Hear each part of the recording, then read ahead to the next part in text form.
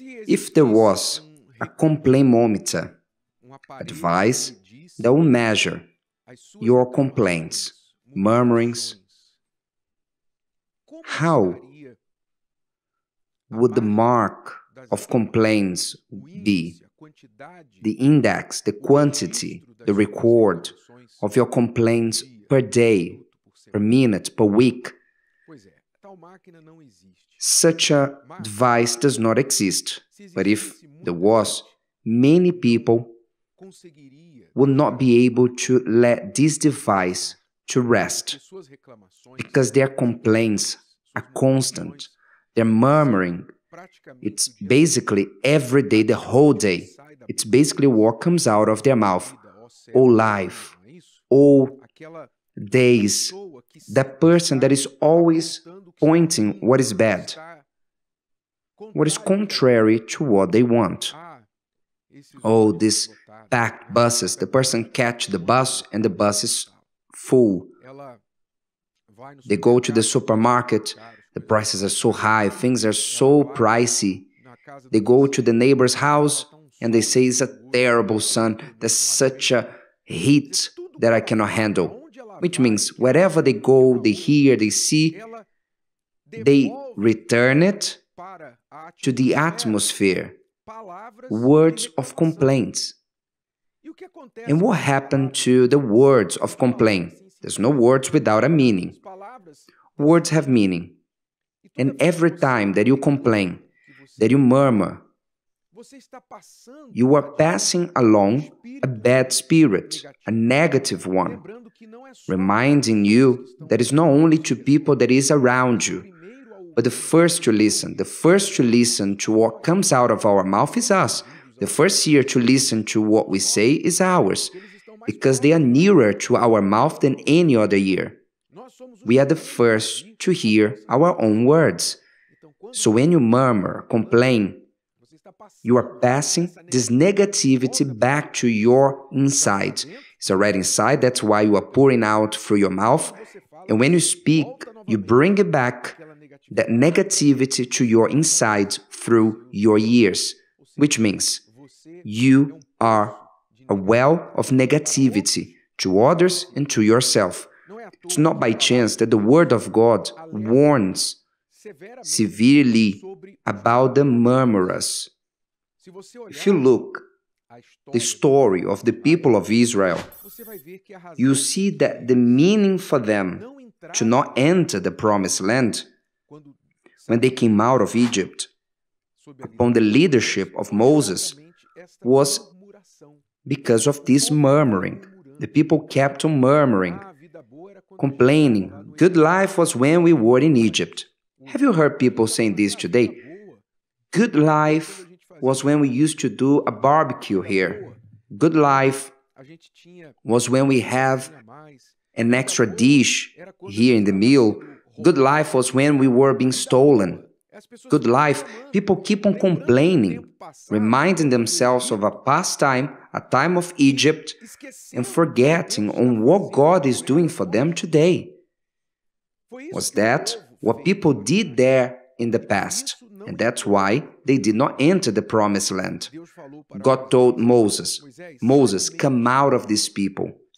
Come from the midst of them. And if it wasn't for the intercession of Moses, God had destroyed the people and started a new story, a new nation through Moses. But Moses interceded, and God had mercy. But still, He did not allow them to enter the promised land until they perished in the desert, and only their children took possession of the promised land.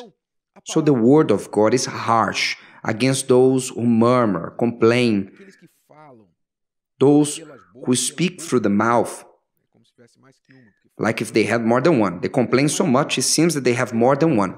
But through the mouth, they pour out this complaint that is inside their heart. And the complaint has many ways to damage the person who complains. As I spoke already about some, another way that complaints damage is that it does nothing to change the situation of the person. If you are going to complain and change something, so complain. Because when you complain to the one who can help you, then your complaint has an objective, a target. There's a reason to be. You're going to complain and you're going to do something. You're doing something about it. But you keep on complaining just for the sake of it, just to have a topic to speak about it. In the midst of friends, in the car, to speak in the bus stop, during the coffee break, topic to speak with the neighbor, this will change nothing in your life. Complaint changes nothing. What changes is action. You have to act. If you're not going to do something about your situation, so stop on complaining. Stop on complaining and simply pass through what you are bothered with, and that's it. You're not going to do anything about it. It's hot today. It's unbearable, the heat in your house. Are you going to do something about it? Are you going to change city to a better weather? Are you going to install a new AC system? No. So what is the point of you complaining about the heat? Open the window, put a lighter clothes, look for you to do something for you to distract from the heat, but there's no point on you complaining on the heat. What is the point of you complaining about A, B, C, or D if you do nothing to change the problem? You complain about the company. I work here because the boss is this, the company is that. You are complaining about the company that is paying for your salary. You complain about the company, you badmouth the company that is paying for your salary. Are you going to do something? You're going to the HR, you're going to go to the boss, you're going to bring a proposal that is constructive to solve the problems that you believe the company has. Look, I am here. The problem has this problem. I have an idea to change this problem. Are you going to do something? Then do it. But if you're not going to do it, so stop on complaining because you are damaging the company itself that pays for your salary. Well, so stop and leave this terrible habit behind on complaining and doing nothing, because this only diminish you, only pull you down, and other people as well. It closes doors to you, and nobody likes to be close to a murmurer, a complainer. Nobody. So what the Word of God teaches to fight this complaining? First thing, if you are dissatisfied with something, so you have to act. You don't have to be complaining, you have to act. If you're not going to do anything, so at least stop on complaining. The Word of God teaches action, initiative. So take the initiative. Instead of complaining, use your energy to do something. I'm going to do something about it. Instead of saying that I'm going to do this or that, what am I going to do about it? I'm going to do this. Great. If the answer is nothing, so stop on complaining. The Word of God teaches to take the initiative. The Word of God also teaches about gratitude. Gratitude, to be grateful, to look at things that are good, that are going well in our lives. That in any time, in any situation, both rich or poor, any person, whatever situation of life, they will have something to complain. Have no doubts of that. Life is not perfect. So always we're going to have something that is not according to our taste. But one of the secrets of happiness is gratitude. For you to be grateful for what is going well, for what you have of value, what you appreciate in life. Appreciate that. Be grateful. Say thanks to God. Say thanks to those who make a difference in your life, who contribute, those who add onto your life. Try, instead of complaining, to say thanks.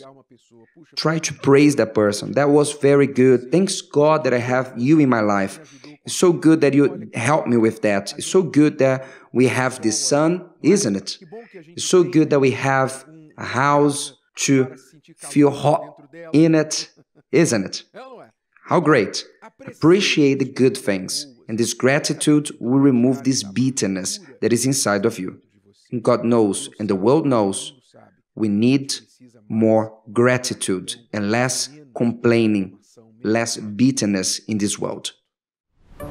Did you like this? Would you like to hear it again? Listen to it as many times as you need until this content becomes part of you. Don't forget to leave your like, comment, and share. See you next time.